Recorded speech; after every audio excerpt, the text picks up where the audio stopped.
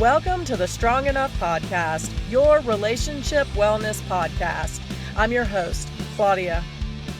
Today's guest is going to share with us how after 40 years of addiction, depression, and bad relationships, he made the conscious decision to change his life. Please help me in welcoming Kellen Flukiger. Kellen, thank you so much for joining me today. How are you? I'm outrageously good. Thank you for having me. I enjoy people that are doing podcasts, especially those that are talking about tough things and making it their business to add good to the world. Thank you so much. I have found it to be very fulfilling for myself. I think I like to tell myself I do it for the guests in the audience, but I'm getting a lot out of it as well. So thank you for being here and for saying that. I would love to start with a little bit about your background. Tell us about Kellen. Well, I've lived 4 or 5 lives, so which life would be a good one to start with? Gosh, you know what? I'm going to let you pick. Okay. Well, I started, I was raised in what would have been sort of an average California towns, born in San Francisco, raised in the Bay Area. My parents stayed married. The weirdness started because my mom was real fanatic about religious and, forcing certain behaviors, and the discipline that we had today would get a child removed from the home. It would be felony child abuse, that sort of thing. I remember hiding in the locker room in high school, not wanting to change last because I didn't want anybody to see the black and blue on my back side. Anyway, so the real upshot of that was I came away believing that I was a flawed, inadequate, broken person. And of course, part of the thing is you can't talk to anybody and you don't share any of that stuff. And if there's something wrong with you, suck it up and get over it. And so I ended up living in a state of active depression and never talking to anyone about it from about 13, which is when I remember first turning to drugs to numb the pain, not because of peer pressure, but even alone, until I was 53, which is when I finally had enough of the ups and downs, which I'll tell you a little bit about in a minute, to talk to somebody. So I lived all my life trying to prove that I was okay, failing to get the okay stamp. I didn't fail at career. I had a very successful career in the energy business. I was a high-powered consultant, made a lot of money, and as C-level executive, all kinds of stuff. And so from the outside, people would say, you have everything, you like, a lot of money, a lot of this, that, and the other. And the truth is, behind the scenes, I burned through relationships. I was a disaster. I was an addict. I was in and out of rehab. And, kind of like movie stuff. If one side is this and the other side, oh, wow. And the backside is, holy crap. Yeah, that. So I lived that until everything changed radically and suddenly in the end of 2007. So coming on 14 years ago, which is when I was about 52 or 3. So about 40 years of that up and down dance of faking one thing, being another, being a functioning addict, hiding, self-sabotage, just you can picture, nothing you can imagine would be worse than it actually was. Let's put it that way. I was married and divorced 3 times, in and out of everything that anybody ever heard of. So that's kind of the story up until 2007. And then everything changed, yes? Everything changed, and it wasn't even my fault.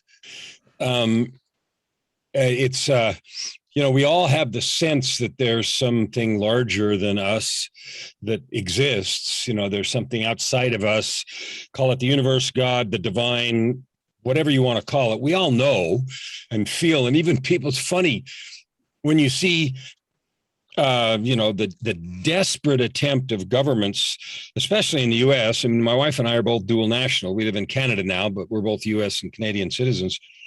But when you see the desperate attempt to remove any trace of divinity or any of that stuff from politics. Yet when the coronavirus strikes and everybody's talking about talking to God.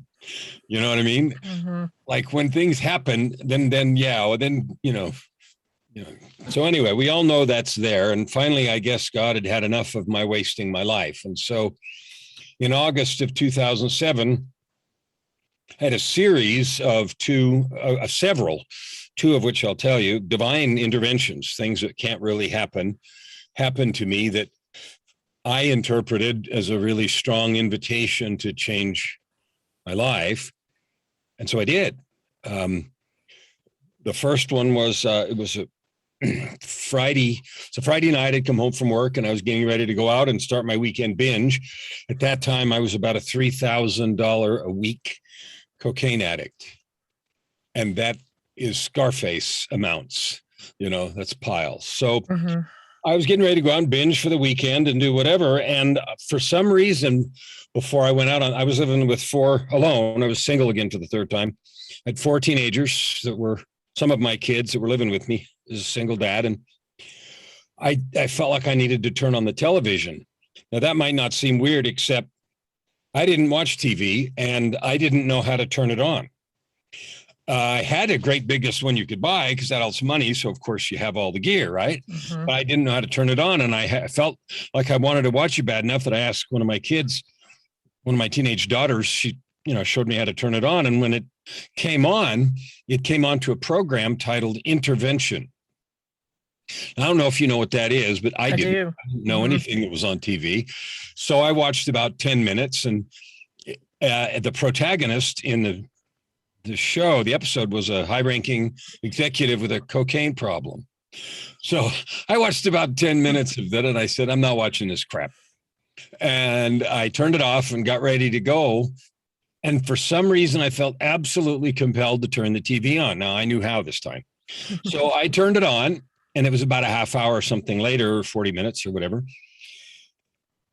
And the show started over. At the beginning, no, I didn't have a DVR. No, it wasn't on the schedule. No. It just did. So it scared the crap out of me. So I thought, okay, I should watch this. So I watched the show. It didn't go well. The guy turned down all the help and it ended badly and everything else. But it freaked me out. So I didn't go anywhere. I went to bed. And so instead of going out to party, I went to bed. And then I went to sleep and I spent the next long time having an out-of-body experience. I didn't know where I was, but the experience I had was being in hell. So I was seeing a parade of all of the events of my life, not in an angry way, just there they are before my eyes. And I had this really, really intense suffering, like being in hell. And after I didn't know how long, there was a voice that said, it was soft, it is enough. And I woke up and it was 5 o'clock Saturday afternoon. So for 17 hours plus, I'd been somewhere. I got up. I realized, okay, I've been invited to do something different here. So I threw away everything I had, which is probably $1,000 worth of stuff, and just decided I have to quit. I have to quit everything I'm doing and change my life. Well, that meant walking away from millions of dollars in contracts because I was making a lot of money doing what I was doing. But I knew if I kept doing what I was doing, then I would keep doing what I'm doing. So right. We got to not do that. So that was the first thing. The second thing was, right before I didn't resign immediately. It was about 3 or 4 weeks later. 2 weeks later, I got tickets. Now, because of the positions I had, I used to get free stuff to everything. Front row seats, box seats, floor seats, backstage passes to concerts and sporting events and everything, just because I made decisions that affected a lot of money and a lot of companies. And so people used to give me stuff. So I got 2 tickets to a classical concert. The fellow's name's Yo-Yo Ma. Now, if you know classical music, that's like, yeah. And if you don't, that's like, what? Okay, he's fabulous. And so I had 2 tickets. And of course, I was single again. And so I gave the other ticket away. And so I said to the groups that I managed, I said, who likes classical music? And so a lady in one of the groups that I managed said, I do. And I said, have I ever given you anything before? No. Okay, fine. Here, see you there. So went to the concert. And this was 2 weeks after the other had happened. So 2 weeks stone cold sober. I went from $3,000 a week to zero in one day. So I'm sitting at the concert halfway through, and this feeling came over me, and I recognized it from 2 weeks before. And a voice in my mind said, you need to marry this woman.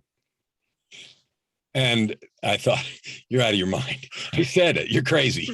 Wires crossed, a message for somebody else, not me, right? And so later that night, we were backstage because, of course, they were backstage passes. And it came back and said, comma, and you need to tell her tonight. And I argued furiously, but you don't win those arguments. So I did, and it went about like you would have expected. And not to mention the fact that I could have been sued for harassment or whatever because she worked in one of my groups. She didn't do anything. She, I just thought it was weird and left. But within 2 weeks, she had her own set of experiences. And I then resigned my position. She had told me she was going to come with me. And I went in after I resigned. I went into her office and shut the door. And I said, you may want to rethink all this because I just quit. And I have no idea where I'm going or what I'm doing. And she looked at me and she said, I'm in. And that was 14 years ago. So that was the second piece. I got sober in one day, and I got given the help that I needed to deal with the depression, because the other relationships I'd attracted broken people, like you often do when I don't know anything about anything. One woman I was married to had been raised by an alcoholic stepdad, and she'd never gotten any help. And another one her mom had committed suicide when she was 12. And, and I didn't know how to be helpful. I only knew how to do one thing. I was make money. So I did that, and everything else was a disaster. So those are the two things that dramatically changed everything in August and September of 2007. I set out on an adventure, walked away from that whole entire industry, and decided after some thinking and whatever to become a coach. And my wife's name, of course, is Joy. And, you can't make this stuff up, right? Right. So her name's Joy, and she has been an angel, clearly trying to help me. The first, few years were difficult.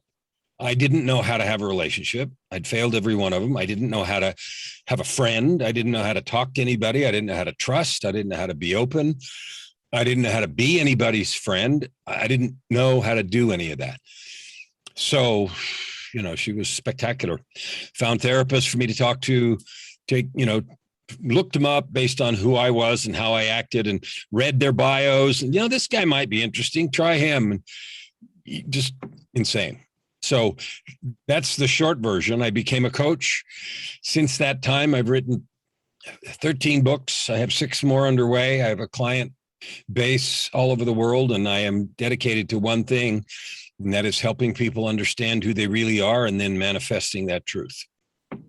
So that's the short version. And there was a lot packed into that short version as well. I love it. How long you wanted me to go on? I said I've written all those books, and one of them I finally wrote was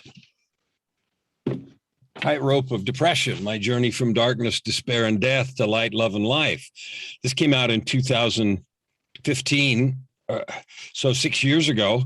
I waited a year after I finished it to publish it because I was so scared that people who hadn't really known what was going on would read the book and think, holy cow, et cetera, et cetera. But so I've written a lot of stuff as part of my own therapeutic healing and help, and also helping others. And that's all I do today. So is that telling you about me enough? It is, because now we can dig in a little bit. Have at it. I want to ask you, you mentioned a couple experiences that you termed divine intervention. You also talked about your family being kind of fanatical in a religious sense when you were young and being abused. Did that affect your feelings on religion as you grew up in that type of environment? You know, that's a very good question and a very natural one. Some people, when they are exposed to that kind of fanaticism, sort of blame God and hate God about everything. And I knew that what was going on was wrong.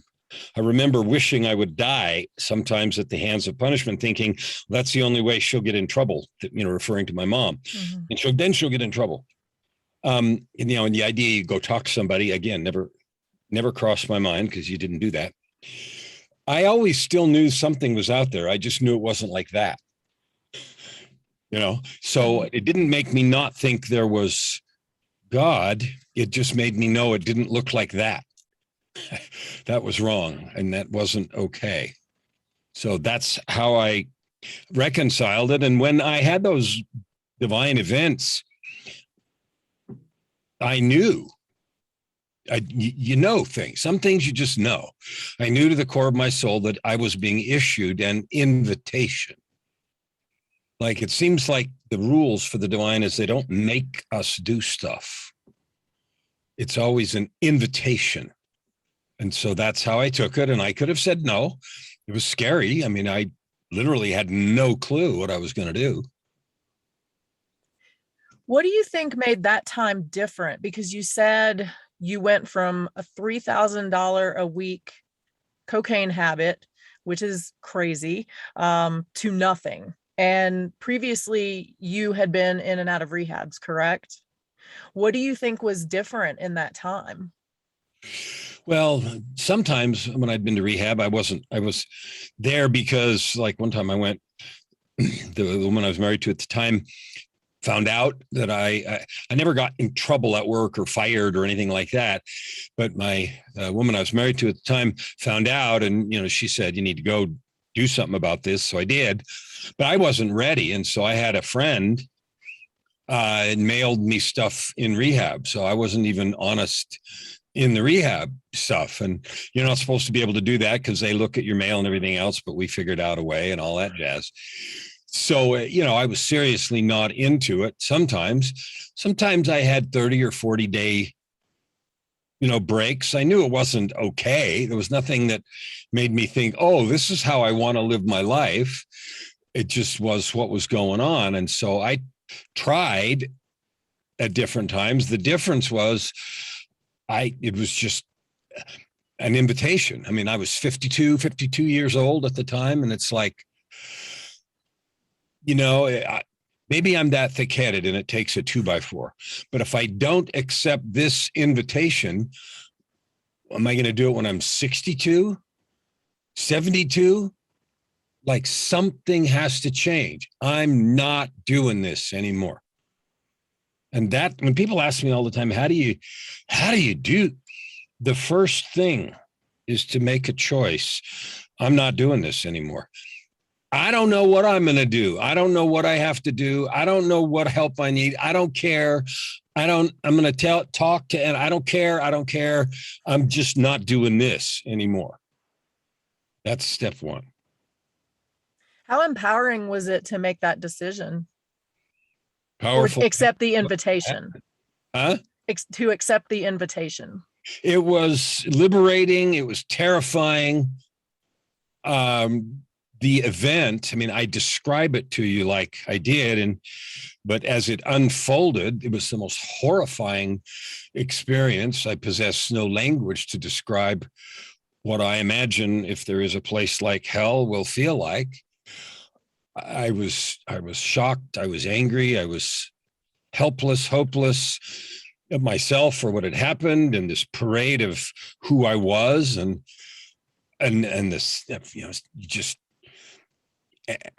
There were times during that I attempted suicide a couple of times. I mean, I hated myself that much, not at that event, but before that. And then what I thought is, look, if the divine cares this much, like I have to do this. I have to do this. Wow. I just want to sit with that for a second because it is so powerful to hear you talk about it in that way and to have it happen to you later in life, but you still have so much life left. So was it like you were reborn at 52? Yes.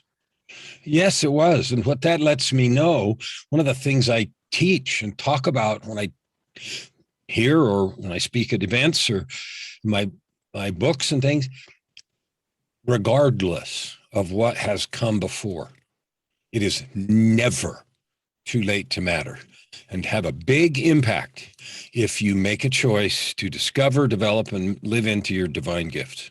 Never. I completely agree with that. And I think that is where a lot of people struggle is that they think it's too late for them. I'm too far along. I'm not worth it. There's no hope for me. Talk to those people.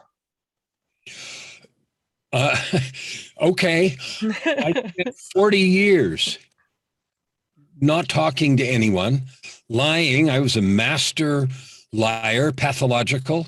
I was a really, really good method actor. And what I mean by that is a method actor, the process there is you become the character. They call them legends. Mm-hmm. I was so good. I remember saying, so good or so dumb, I don't know. I remember saying to myself often, I don't feel anything. I can be whoever you need me to be in a powerful, convincing, and meaningful way. And then when the lights go off, it's like turning off a switch.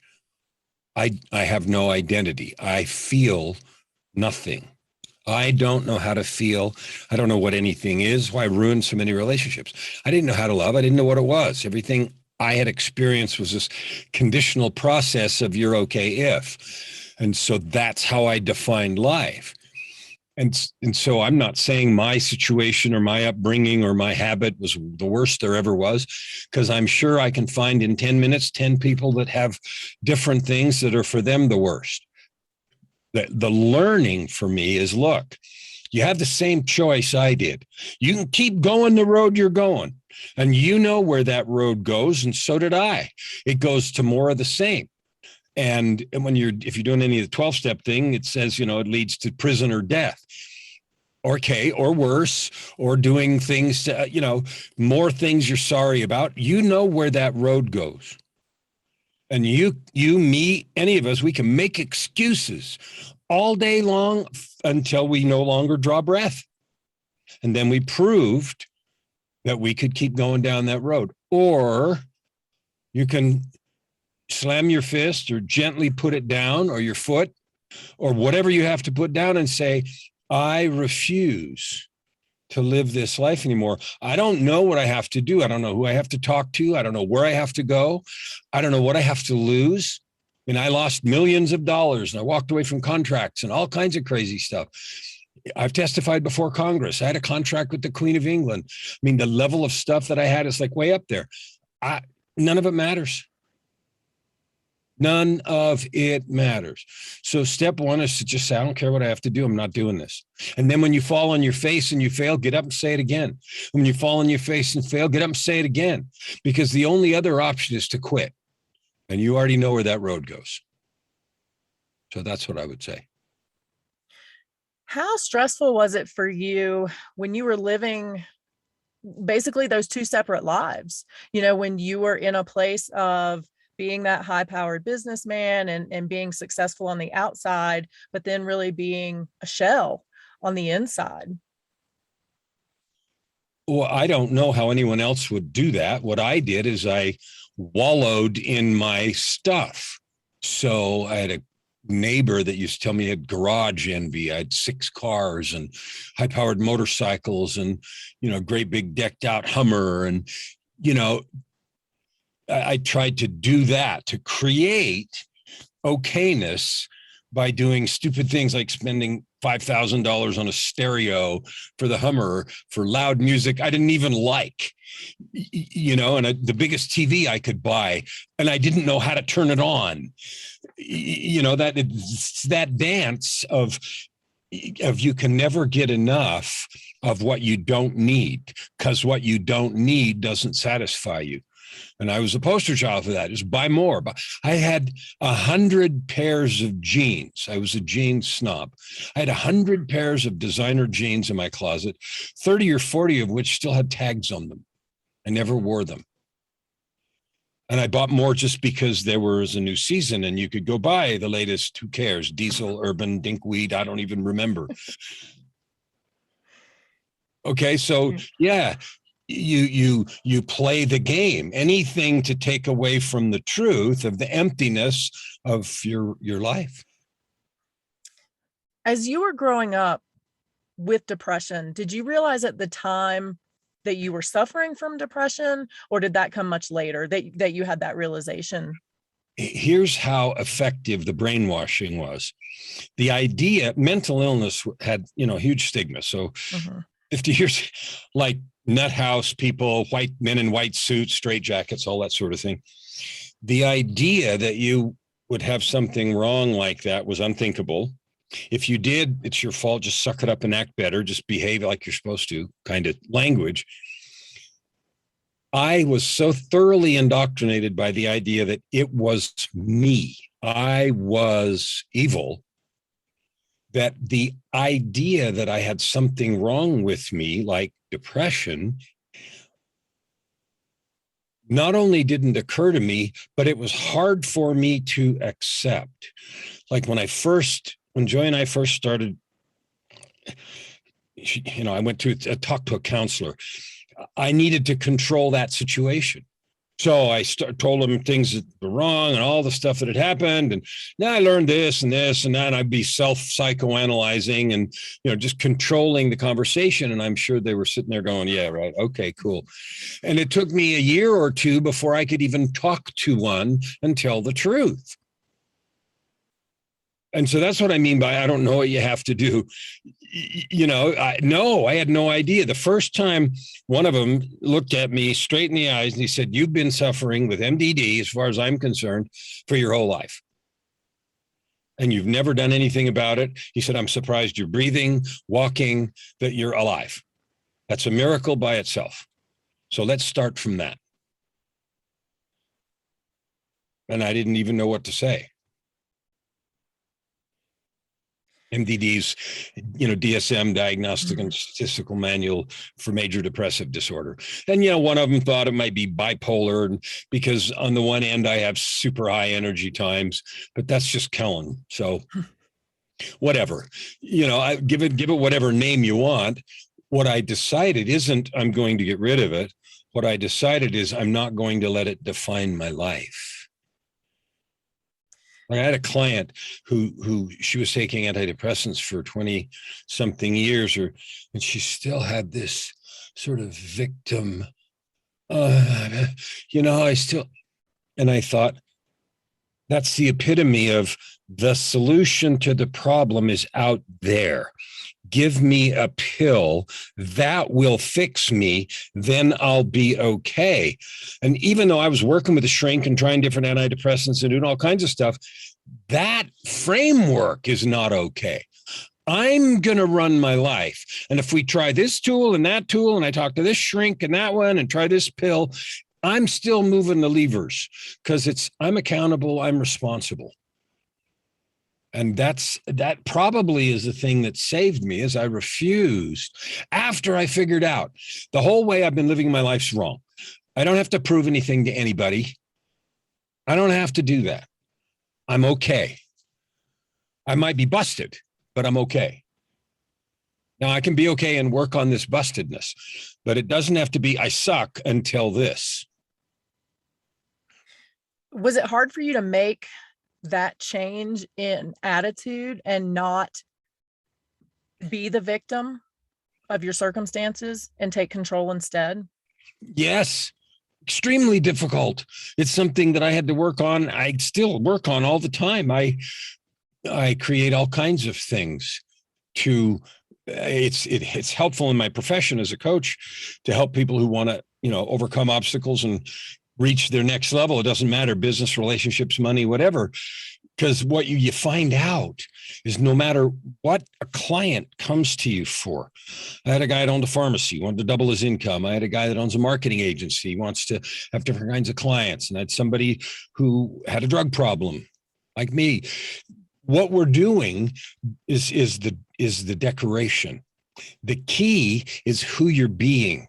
Like what you're being right now is you're being the pharmacy owner that makes this much money. So don't say, what do I have to do to make more money? The real question is, who do you have to be the guy that does the things that make more money? That's where the power is. Because if you change what you're doing without changing who you're being, it doesn't last. That's why there's so much recidivism in rehabilitation. Because when you try to get off drugs or alcohol or whatever, you're white knuckling. Again, one more. You're white knuckling your way to change. Well, if you change who you're being, I'm no longer a person that uses this. I am now a person who deals with things this way. Oh, I don't. Well, of course I don't use that because I'm this. How did you learn that? Because that's such a better way to address the issues that people deal with and to, I don't want to say fix the issues, but to change your life. Everything starts with being. So I could show up on a podcast episode like this as a person who's had these terrible things and wasted 40 years and a lot of money and a lot of dumb things and bad relationships and hate myself. And I have 10 kids. Some of them still don't talk to me because of the upheaval and the drama and all that other. And for a long time, I hated myself for that. And it was my fault and everything about it was wrong. And if I'd just done this and that and the other, that's another place where Joy was an angel. She said, look, first of all, you have no idea if that's true. No matter what you've done, you have no idea what it would be like now. And second of all, they have responsibility to choose to accept who you are now and to desire to create relationship. You can't make them do that. And I'm saying it fast because we're in this sort of format, but that takes place over time. And so how did I learn that? Because I refused to give up the levers. I'll tell you exactly how that came to consciousness. I went to a shrink's office. This particular shrink loved what's called shamanic breath work. It's where you breathe in a particular fashion and it creates an altered state of consciousness. And so we used to go talk, and he was 10 years older than me. He was 75, long hair, ex-hippie, PhD forensic psychologist, fun guy, probably the funnest shrink I went to talk to. But we would talk a little bit and he'd say, okay, that sounds like a good thing. Let's take that to the mat. And so I'd lay down, he'd play this music, I'd do this breath work, and you doing this breath work a certain way. And if you're familiar with shamanic breath work, you know what it is. If you're not, you don't. I can't teach it right now, but it creates an altered state of consciousness. And in that place, I had this vision kind of thing. It's about in Hindu, there's those, I think they're women goddesses. They have the headdresses and all that sort of stuff. I was having a conversation with this one lady. No, I wasn't high. I was stone cold sober. But we were having this conversation, and she said to me, from the place of being, the doing becomes trivial. So after all these sessions, a shrink would say, so what did you get? And this time I said, well, I was talking to this lady and I told him some stuff. And I said, and she told me from the place of being, the doing becomes trivial. And he was sitting over there and he spun around in his chair and his head snapped over and he said, can I use that? And I said, yeah, sure. But that's the essence. When you choose to be, like if I am a person of honesty and I speak only truth, let's say that's who I am. Because I said so. Like, I don't need anyone's permission. I make that declaration. I am that. That doesn't mean I won't fail. Those who dare greatly fail greatly and carry a big blanket of forgiveness. Fine. But let's say I am that. Then every decision I have, it's not hard to make. I speak only truth because that's who I am. So when I have to say something, I say the truth. I act the truth. I be the truth. I don't try to fool. Because why? Because I said so. This is who I am. And so everything starts with who you decide to be, and you don't need anybody's permission. I love that because so many people, particularly people who have been through challenges, who have been abused or lived with trauma, they really need or desire that external validation. They need to be told that they're good enough or they're okay. But your way is really putting all of that on yourself and just declaring it, and so it is. I have never gotten the stamp of approved from my mom. She's still alive. My dad passed away a number of years ago, but he wasn't the one. Now, she's changed as a completely different person. She's not the way. In fact, there were two groups of three kids. She got married really young. She had my older sister and then me and my brother. My older sister got it as bad as I did. Well, I can see that it ruined her. She never had a relationship. She never got married.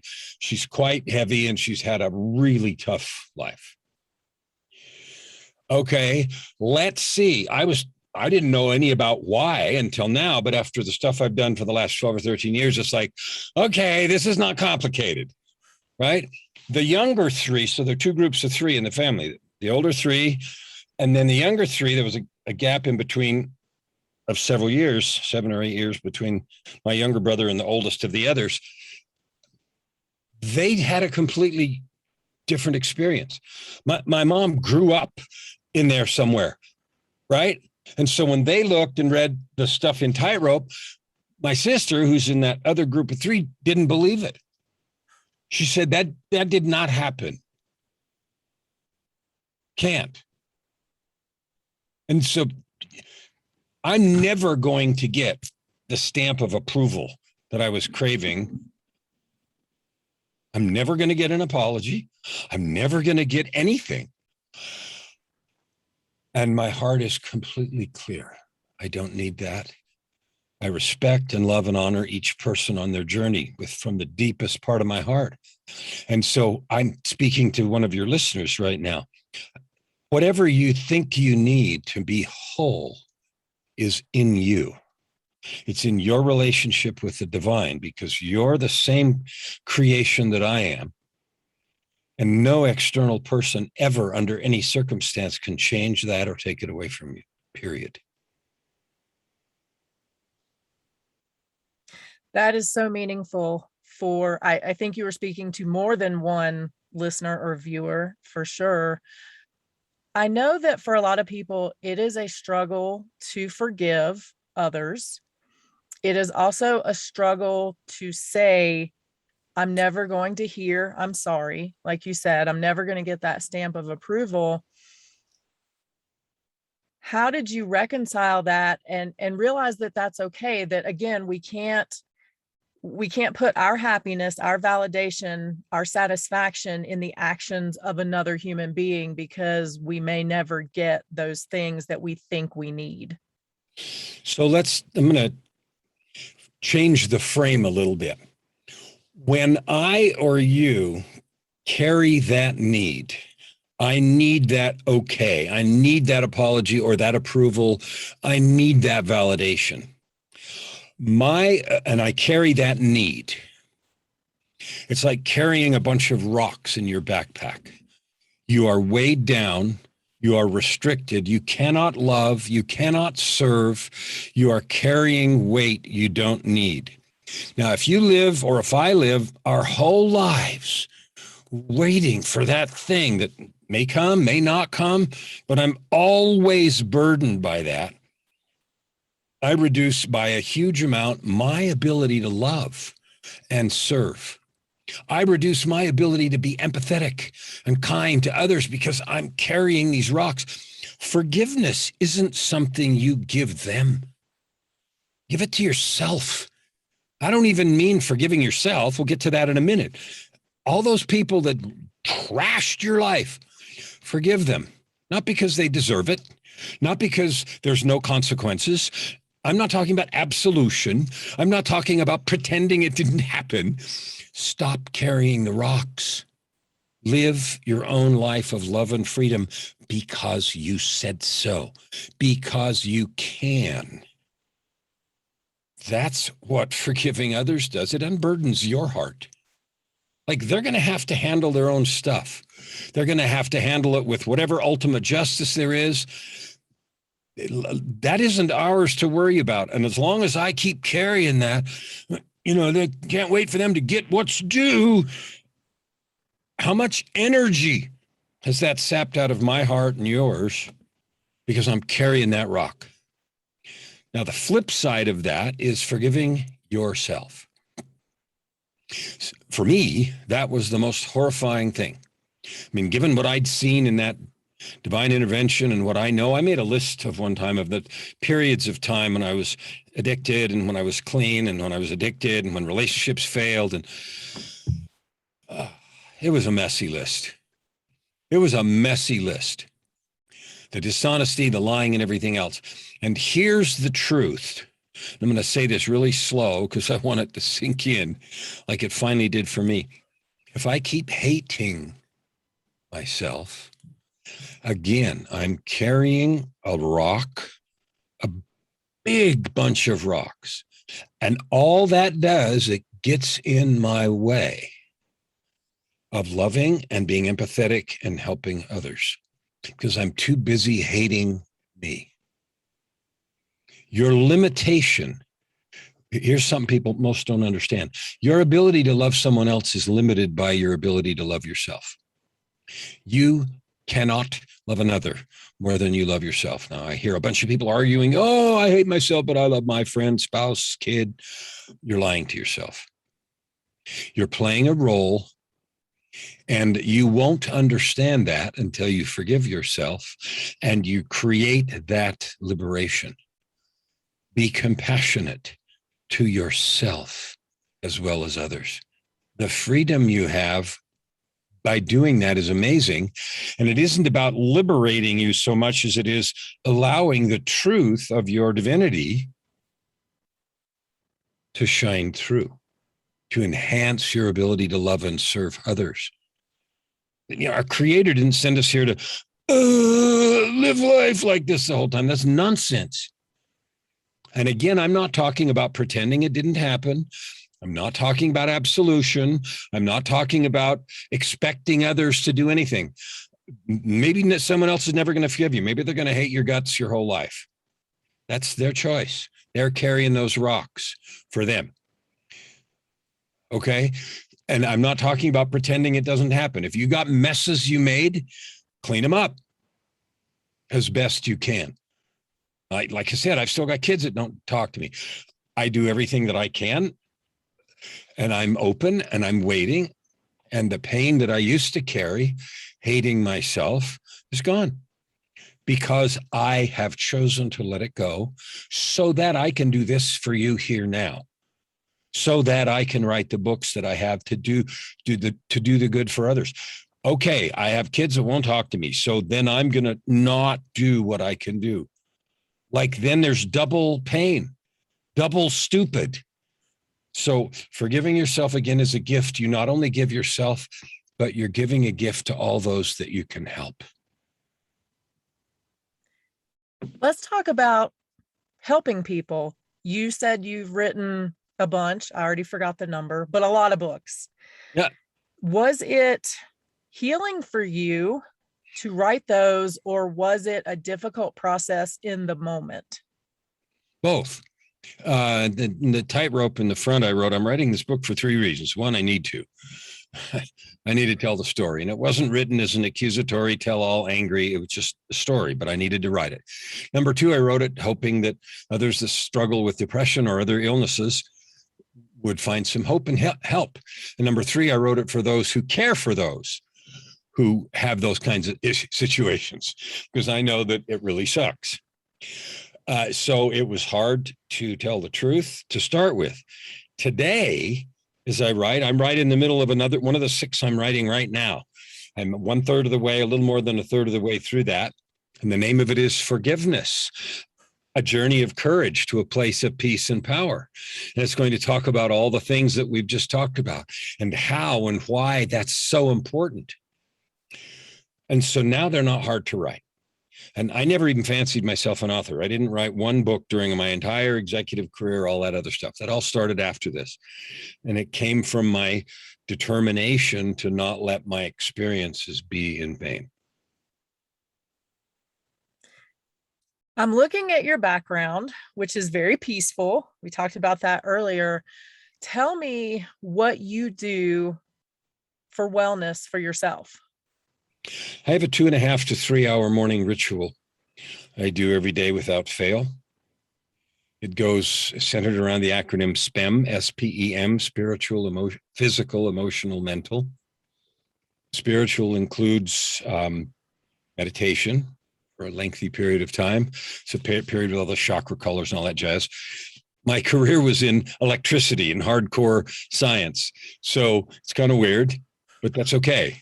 What I've learned is those powers are real, and I can either ignore them or I can get real comfortable with them. And I choose the latter. So there's a long period of meditation and prayer. I've done that enough years now that I regularly, I don't leave my meditation in the morning until I have received intuition, inspiration about the day. So that's just the requirement. Sometimes that takes a little while, and sometimes it takes longer. Then I do physical stuff to honor my body. The body is the container we have, and we have to take care of it, or it causes all kinds of problems for us. I don't have a terribly difficult workout, but it's pretty rigorous for about 15 or 20 minutes, doing some hardcore martial arts stretches and other stuff. I did that for lots of years of my life, earned a black belt, second degree black belt in a couple of different styles. I used to do competitive blah, blah, blah. So that's the physical. The E is emotional. And that has to do with all of our relationships. So what I do is during meditation, I think of several people that come by intuition that I need to reach out to. And I either will send love, or if there's a repair attempt, if something isn't right, I'll send a message of repair or do something intentionally in the morning to reach out and touch relationships that matter. And of course, one of those is always Joy, my wife. The M is mental, and that is I have a massive desire and love for learning and growing. I just bought 2 more books today. Joy went to not Goodwill, but Value Village, it's called here in Canada. She likes to look for antiques. One thing she really is fabulous at is antique glassware. She can see stuff across the room, blow your mind. I used to be the pack rat. We lived in Phoenix for a long time, and people go to Phoenix to die, right? Florida. And so there's all these estate sales. And she used to we used to go to these auction houses every Wednesday night. And she'd say, I hope the auctioneer mispronounces that stuff, because she could tell what it was, and we'd buy it. And she's running eBay. She used to run antique stalls in physical places too. Anyway, so I can't remember why I told you that story. I lost. My train left the station. Mental. Mental. So I bought 2 books at Value Village today. One of them is Crucial Accountability, which talks about accountability methods. And one is called Zero Limits. It's a book written by Joe Vitale and some Hawaiian dude about Ho'oponopono, which is the Hawaiian method of forgiveness and healing. And I've already read a couple chapters in it. And that it's 15. I have 30 books over there I'm in the middle of. So I'll read a chapter or 2 in some book every day, just to keep everything fluid and turning. And it's everything from quantum mechanics to self-help to whatever. So that's what I do. And I recite a long thing that I have called a PTAC, Personal Truth and Commitment, which has those declarations of who I am in it. And I don't say them. Really important distinction between affirmations and declarations. Affirmations are these self-help tools that people usually don't believe, and they say over and over again to try to talk themselves into it. Those aren't very effective. Declarations, on the other hand, are choices and commitments that you make, not because you think you're perfect, but because you have chosen to be that thing. And regardless of the fact that you fail, you get up and recommit. You clean it up, you get up and you recommit. Not because somebody made you, not because of anything except because you can, because you said so. Those are powerful. I love that. I love the declaration versus affirmation, because I was kind of laughing when you said affirmations are things we say that we don't believe, that we try to believe. So I think that's perfect. The coach, he has a picture that he uses for that, and it's a big pile of dog poop, and then there's some frosting on it. And he said affirmations are like putting frosting on dog poop. Tell me some wellness advice that you would give to everyone else. Create a morning ritual. Like create, and it isn't, oh, I have to do this stupid thing that means I'm going to get even less sleep. No, create a ritual. You can use my SPEM framework or pick one of yourself. One that empowers you. Why? Because you can. Why? Because you choose to make yourself the best version of yourself every day. Why? Well, then don't be the best version of yourself. Be some second tier or third tier version. Why would you do that? The best thing you can ever do is create a meaningful morning ritual. And by that, I mean, play with it till it works. Play with it till it makes you feel good and want to be in your own life. That's the best advice. And it includes all the parts of your body, physical and spiritual and everything. So do that. I love that, because I think people often do focus on one thing or the other. It's like, oh, I'll meditate, but they don't do any physical activity or mental activity. So I love that you put everything in there. What about relationship advice? What would you give out as your top piece of relationship advice? Well, coming from someone who failed umpteen million times, Only we'll 3. Caveat in front of it. Well, there were a couple of other not marriages in between. So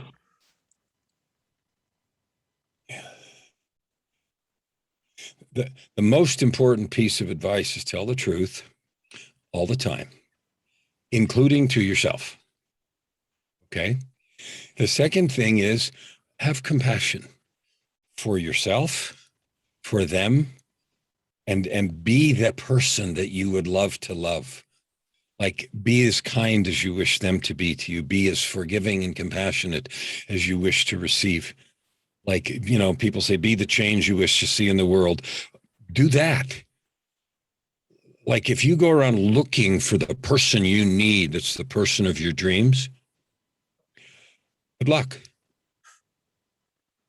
If you go around, if your focus is on being the person that you have declared you want to be, your relationship will take care of itself. Like, if I read my personal truth statement, I am honesty and speak only truth. I am integrity. I do what I say. I am who I seem, with no camouflage, duplicity, or guile. I am compassion. I act only with kindness. Those are statements that I made for me because that's who I want to be. Well, if I focus on that, I don't really have time to worry about what Joy's doing. And lo and behold, it all works. We have hit some very heavy topics here. You are so inspirational. Like, I want to just run out and change myself and change the world. Before I do that, though, I want to lighten the mood a little bit. We're going to do a little tattoo talk here. You don't know me that well, but I love tattoos. I have a lot of tattoos. We talked earlier about tattoos.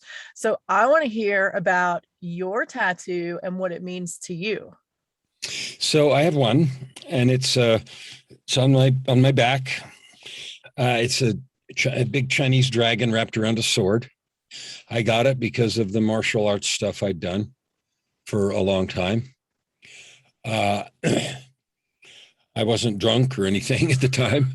I got it. I went to a very well-known artist at the time. It was in Texas and near a military base where they have lots of that kind of stuff.